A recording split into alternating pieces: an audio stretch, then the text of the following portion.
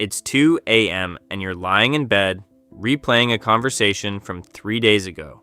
Not the whole conversation, just that one moment when their tone changed. The small pause, the look you couldn't quite read, the instant your stomach dropped, and you started mentally rewriting yourself. You should have phrased it differently. You should have smiled more.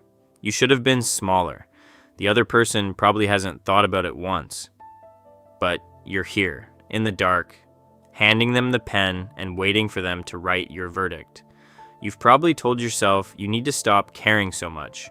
You've read the advice, you've tried the affirmations, you've attempted to build confidence from the ground up. And yet, when someone's tone shifts slightly, when a look lingers a moment too long, when a text gets left unread, your entire sense of okayness still collapses. Every single time. And then you blame yourself for the collapse. What if the problem was never that you care too much? What if the real issue is something far more precise? Something you did a long time ago without even noticing? Here's the uncomfortable possibility. At some point early in your life, you made a trade. You handed over the right to evaluate yourself, and in return, you got something you desperately needed. Safety, belonging, a love. The reason you can't stop caring isn't because you're weak. It's because deep down, you're still honoring the terms of that old transaction. That's the lens shift this entire thing is built on. We're not here to give you another pep talk about ignoring criticism. We're here to understand how the right to define your own worth was quietly signed away, and what it actually takes to get it back. The most common advice fails for a reason. Just don't care. Build your self-esteem. What they think is their problem. All of it sounds reasonable, and all of it collides with something deeper that does not respond to logic. Trying to stop caring through sheer effort is like telling your immune system to stop recognizing a threat it has been trained to detect since childhood. The part of you that scans faces for disapproval, that rehearses conversations to avoid negative reactions, that feels physically unsafe when someone is disappointed. That part is not listening to your affirmations. It is running a far older program. When those strategies fail, the conclusion most people draw is devastating. I guess I'm just too weak. Something is defective in me. But what if the failure was never proof of inadequacy? What if it was evidence that the entire approach was aimed at the wrong target? You have been fighting a symptom. The real operation happened much earlier, and it was something you did to survive. You did not lose the right to evaluate yourself. You traded it. This was not passive victimhood. It was an active, intelligent, life-preserving move made by a younger version of you who faced a very specific calculation. At some point, the cost of holding onto your own self-assessment became too high. Maybe expressing your own judgment triggered a parent's cold silence that lasted for days. Maybe disagreeing meant losing the conditional warmth of someone whose approval you needed to feel safe. So you did something remarkably adaptive.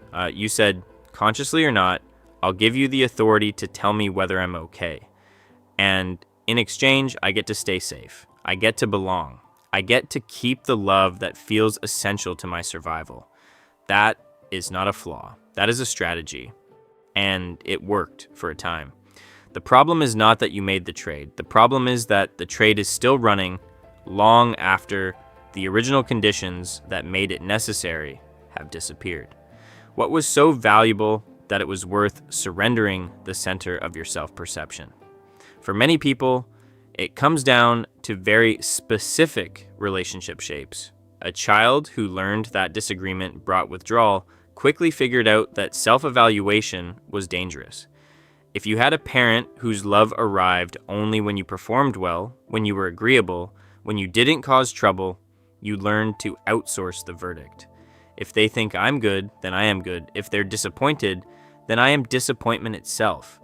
Other people's reactions stopped being information you could weigh. They became the definition of what you are. And of course, you clung to that definition. Because without it, you weren't left with freedom at first. You were left with a terrible blank space where your sense of self should have been. A hollow drop in the body. A quiet panic that asked, if they don't tell me who I am, how will I know? Those inner monologues you know too well. If they think I'm wrong, I am wrong. I can't handle their disapproval. If I just perform perfectly, I'll finally be safe. Those are not random insecurities. They are the exact terms of the contract you signed, in a language you learned before you had the words to question it. But here's where the story turns. The strategy that once protected you has become a drain you cannot shut off. In adult life, the trade stops working. You walk into a room and find yourself scanning faces instantly. Someone's expression flickers. Someone's tone shifts slightly. Someone answers with one less word than usual, and your entire internal state reorganizes around that signal. Your boss's neutral expression at a Tuesday morning meeting is not a threat to your survival, but your body reacts as if it is. A partner's offhand comment, something they forget in 5 minutes, sends you spiraling for hours.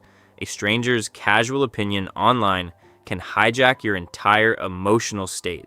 The system you built to keep you safe now keeps you in a constant state of low-grade emergency. And the tragedy is that the protection was real. It served a genuine purpose. But the cost has quietly compounded. Instead of belonging, you now experience a fragile, conditional acceptance that must be constantly renewed. Instead of safety, you feel perpetually exposed, scanning every interaction for evidence of your adequacy or your failure. The shelter you built as a child has become a cage. And because you learned to live inside it so early, the bars do not always look like bars. Sometimes they feel like personality. Sometimes they feel like responsibility. Sometimes they feel like your own bones. This is where the story usually turns into a battle. Take back your power. Fight for your worth. Declare independence from other people's opinions. But that framing keeps you trapped in the same old logic, as if the answer is to overpower the old trade rather than recognize that it is no longer necessary. What if taking back the right to evaluate yourself does not require a fight at all? What if it requires something quieter, something closer to grief? The old strategy is not an enemy to be defeated. It is a survival mechanism that outlived its usefulness. You do not conquer it. You thank it for protecting a younger self who genuinely needed it. And then you begin the slow, strange work of setting it down. This reframe carries a profound release, but not the kind that feels triumphant. It is the quiet exhale of realizing you were never the problem. You were not weak for making the trade. You were resourceful. And now, you are not rebellious for wanting to reverse it. You are simply ready to outgrow a contract that no longer serves its purpose. So, where does that leave you practically? Not with a checklist. Not with 5 steps to stop caring. The only genuine starting point is awareness. Learning to notice when the old transaction is activating. The next time someone's response sends a spike of anxiety through you, you do not need to suppress it or argue with it. You just need to catch it. A quiet internal note. There it is. I'm doing the old trade again. I'm handing them the pen and waiting for them to tell me who I am. That pause, that small moment of recognition, is the beginning of everything. You are not trying to wrench the pen back. You are simply noticing that you have been offering it out of habit, and what you can notice, you are no longer completely controlled by. The old pattern does not vanish overnight, but every time you see it clearly, its grip loosens just a little. You move from being the one desperately seeking validation to being the one observing an old program running its course. That shift in position changes more than forced confidence ever could. The right to evaluate your life, your worth, your enoughness, that right was never actually taken from you. You placed it in someone else's hands a long time ago, in a moment when that exchange felt like the only way to stay safe or loved or whole. And then, understandably, you forgot you had ever made the trade. But here's what changes when you see this clearly.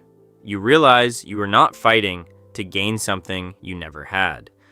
You are simply remembering where you left something that was always yours. You do not need to demand it back. You do not need to prove you deserve it. You just need to notice, gently, repeatedly, that the pen has been in your hand all along. You just stopped looking at it. If this helped you see the old trade more gently, subscribe and stay for the next quiet recognition.